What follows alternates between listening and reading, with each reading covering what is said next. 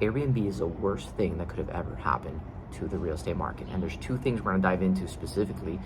And if you live in a community that has a lot of Airbnbs, I would love to hear your opinion in the comments down below if this video even resonates with you. So let's dive in.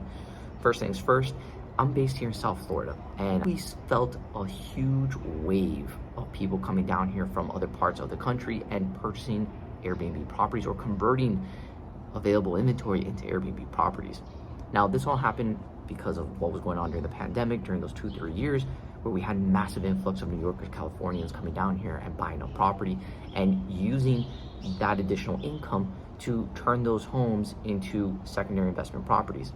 Now, the issue that's happening with those properties is this: the people who purchased it based on short-term rental income, pretty much when they were modeling their projections of how much they're gonna make, most of them didn't do yearly rents. They based everything off of short-term rental income.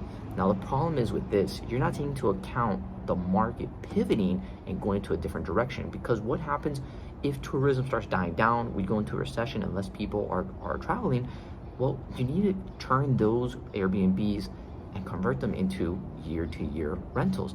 But the problem is right now, a lot of these Airbnb owners, operators in Miami are suffering, and they're trying to unload these properties drastically, especially those that purchased in condominiums, because of laws that got passed recently with the Surfside, the building that collapsed, which basically makes it mandatory by law that every single one of these associations can no longer forfeit maintenance that's required in these buildings. Like if a roof is leaking, a pool needs to be redone, floors are cracked, plumbing, whatever it is, they can no longer defer that maintenance.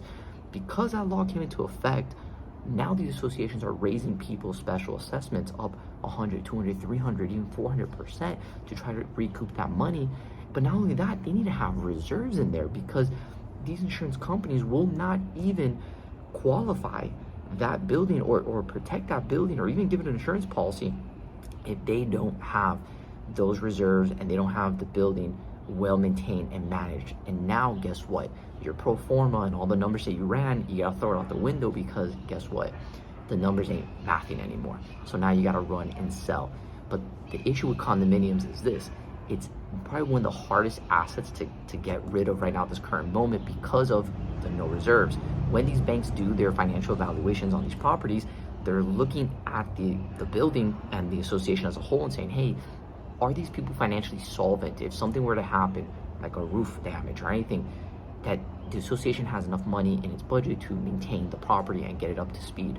Well, that's the issue that we're facing now. And when banks run those numbers, they say, hey, you have no reserves.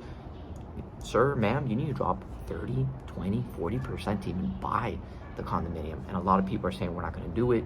Thus, we're starting to see a lot more supply building up. For December, we saw 6.8 months of supply. When you look at 2022 of December, we had roughly 4 months of supply. That's a drastic increase in inventory. And we're just getting started, especially with this high interest rate environment. My second and biggest beef that I have with Airbnb is that it destroys the local economy.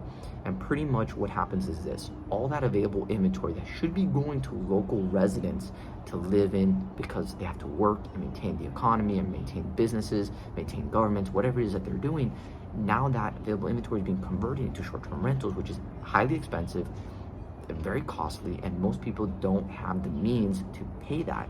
So what's happening? If you can't live within a certain area, you have to move further and further and further away until you no longer live within that community anymore. You have to pretty much pick up your bags and go somewhere else. I'm gonna give you a quick story. Joe Stonecrab, a year or so ago, had a massive issue, and Joe Stonecrab is one of the best restaurants here in Miami Beach. It has amazing food. It's famous. If you haven't heard of it, Google it. That's all I'm gonna say. Shameless plug for them. Well, they had a massive issue because the line cooks and the waiters and the bartenders and people living around that area could no longer afford to maintain the rents, because all these units were turning to Airbnb. So they were all being forced out and they had to move. And I don't know if they resolved the issue. I think they did, because at one point they were about to shut down. So I don't know much about if they figured it out or what they did there. Maybe they increased the wages of their staff. But that's just one example.